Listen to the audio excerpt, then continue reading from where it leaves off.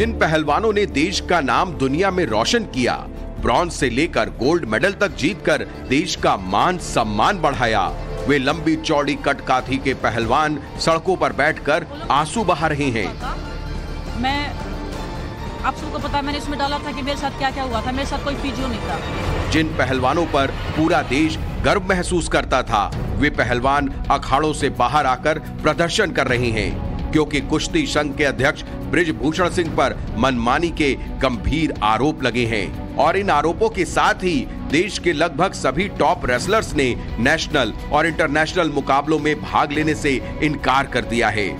हम यहाँ से जब जाएंगे, जब हमारा फैसला हो जाएगा, न्याय हो जाएगा।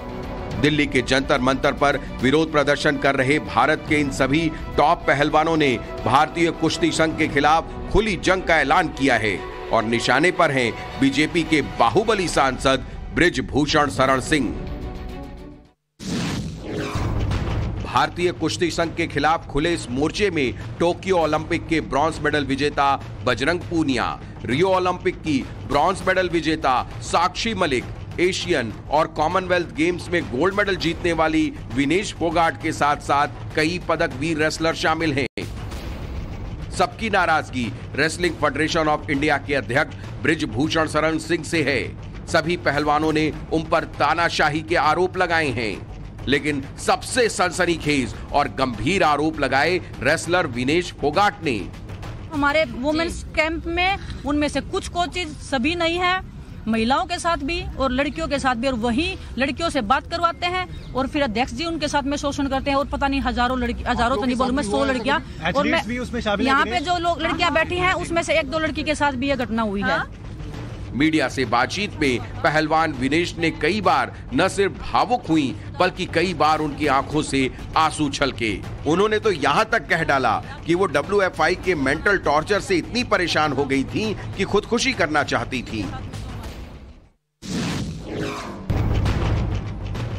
वहीं पहलवानों के विवाद ने जब तूल पकड़ा तो दबंग छवि के नेता बृजभूषण सिंह पहलवानों से मिलने पहुंचे, लेकिन उन्होंने बृजभूषण के साथ मुलाकात से इनकार कर दिया और प्रधानमंत्री बृजभूषण शरण सिंह पर संगीन इल्जाम लगाने वाले पहलवानों ने अब सोशल मीडिया पर भी कैंपेन शुरू कर दिया है, जिसमें खिलाड़ियों ने अपना दर्द प्रधानमंत्री नरेंद्र मोदी, गृह मंत्री अमित शाह और रेसलिंग फेडरेशन तक पहुंचाने के लिए उसे टैग किया है। दिल्ली महिला आयोग की अध्यक्ष स्वाति मालीवाल भी पहलवानों के धरने का समर्थन करने जंतर मंतर पहुंची। उन्होंने कहा कि हमने दिल्ली पुलिस को नोटिस दिया है और केंद्र सरकार के यूनियन खेल मंत्रालय को नोटिस दिया है कि इस केस में तुरंत न्याय होना चाहिए। मेरे हिसाब से इस देश के लिए इससे ज्यादा शर्मनाक कुछ नहीं हो सकता। हमने दिल्ली पुलिस को नोटिस इशू करा है और केंद्र सरकार के यूनियन स्पोर्ट्स मिनिस्ट्री को नोटिस इशू करा है। इस केस में तुरंत न्याय होना चाहिए। वो जो WFI प्रेसिडेंट है, चाहे वो सांसद हो, वो अरेस्ट होना चाहिए और जितने भी कोचेस का नाम सामने आ रहा है उन सब के ऊपर भी सख्त से सख्त कार्रवाई होनी चाहिए। भले ही बृजभूषण सिंह के खिलाफ देश के बड़े पहलवानों ने मोर्चा खोल दिया हो, लेकिन इस बीच उन्हें पहलवान दिव्या काकरान का समर्थन मिला है। आज तक 10 साल से मैं कैंप में हूँ, आज तक ना तो मेरे साथ और जो मैं देखती आई हूँ ना ही किसी लड़की के साथ आज तक उन्होंने किसी को कुछ बोला है, बल्कि जो अनदर स्टेट से आते हैं, हरियाणा स्टेट के अलग हो गए, यूपी के अलग हो गए, जिन स्टेट को कोई पूछता भी नहीं है, वो उनके हित में ज्यादा रहते हैं कि इनके साथ भेदभाव ना हो। पहलवानों के आरोपों के सामने अकेले पड़ चुके बृजभूषण को एक महिला पहलवान का समर्थन मिला है।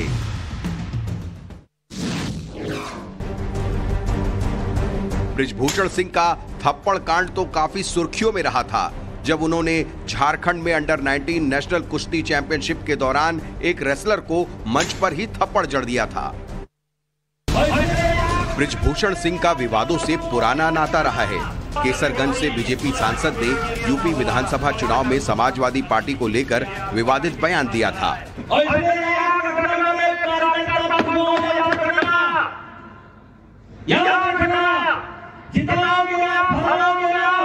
लेकिन समाजवादी पार्टी अगर जीत गई तो आपका नाम नहीं निकालेगा, चेहरा बदलेगा रमजान के अंदर।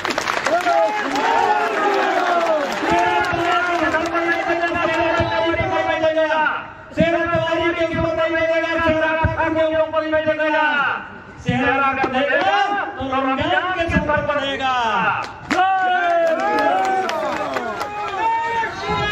कुछ बोल कर गया सेहरा बैठेगा तो रोको भाई, सेहरा राजस्थान, हेलो सेहरा बैठेगा राजस्थान और खुश होगा पाकिस्तान, हारेगा हिंदुस्तान। महाराष्ट्र नवनिर्माण सेना के राष्ट्रीय अध्यक्ष और ब्रजभूषण सिंह के बीच तकरार किसे याद नहीं होगा। राज ठाकरे ने जब अयोध्या दौरे का ऐलान किया था तो ब्रजभूषण सिंह ने दो टूक कहा था, वे राज ठाकरे को अयोध्या में घुसने नहीं देंगे।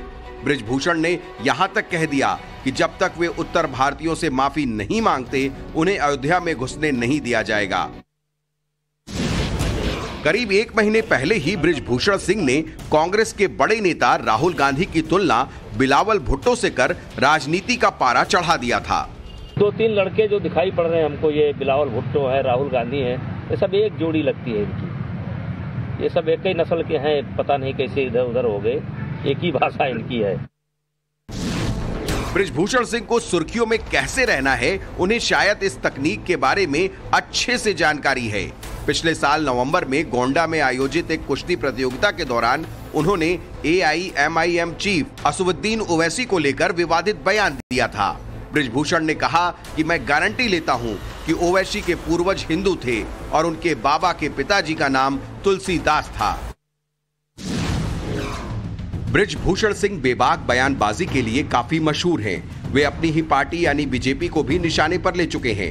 पिछले साल जब यूपी बारिश और बाढ़ की चपेट में था तो वह अपने चुनावी इलाके में पहुंचे और वहां चल रहे रेस्क्यू को देखकर उन्होंने अपनी ही पार्टी को लपेटे में ले लिया। उन्होंने तब कहा था कि पहले कोई भी सरकार होती थी, बाढ़ के पहले एक बैठक होती थी। हमको नहीं लगता कि कोई तैयारी की बैठक हुई है, लोग भगवान के भरोसे हैं। जिला प्रशासन के बारे में मत ही पूछिए तो अच्छा है। देखिए, पहले कोई भी सरकार होती थी, बाढ़ के पहले एक तैयारी की बैठक होती थी। हमको नहीं लगता कि कोई तैयारी की बैठक हुई है और भगवान के भरोसे लोग हैं। ब्रजभूषण सिंह की गिनती उत्तर प्रदेश के दबंग नेताओं में होती है। वे यूपी के गोंडा जिले के रहने वाले हैं और कैसरगंज लोकसभा सीट से बीजेपी के वर्तमान सांसद हैं। कॉलेज के दौर से ही वे छात्र संघ के अध्यक्ष चुने गए और यहां से शुरू हुआ उनका पॉलिटिकल करियर। 1991 में पहली बार लोकसभा के लिए चुने जाने वाले ब्रजभूषण सिंह 1999, 2004, 2009, 2014 और 2019 में भी लोकसभा चुनाव जीत चुके हैं। बीजेपी से जुड़ने के बाद ब्रजभूषण ने अपनी छवि एक हिंदुत्ववादी नेता के तौर पर बनाई और अयोध्या में विवादित ढांचा गिराने के आरोपी भी रहे। विवादों में घिरे ब्रजभूषण सिंह एक आलीशान जिंदगी जीते हैं और उनके शौक भी बेहद रॉयल हैं। साल 2019 के चुनावी हलफनामे में ब्रजभूषण ने बताया था कि वे करीब 10 करोड़ रुपए की प्रॉपर्टी के मालिक हैं, जबकि उन पर 6 करोड़ से ज्यादा की देनदारी है। ब्रजभूषण ने ही कुश्ती में अनुबंध व्यवस्था यानी कॉन्ट्रैक्ट सिस्टम की शुरुआत की थी। 2018 में लागू की गई इस व्यवस्था के तहत खिलाड़ियों को अलग अलग ग्रेड में रखते हुए 1 साल का अनुबंध, जिसे इंग्लिश में कॉन्ट्रैक्ट कहा जाता है, वो दिया जाता है।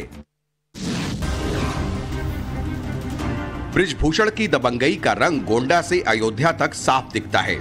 जब वे टाडा केस के तहत तिहाड़ जेल में बंद थे, तब उनकी पत्नी केतकी देवी ने बीजेपी के टिकट पर गोंडा लोकसभा सीट से चुनाव लड़ा और उन्होंने कांग्रेस के आनंद सिंह को 80,000 वोटों के बड़े अंतर से हराकर सबको चौंका दिया था।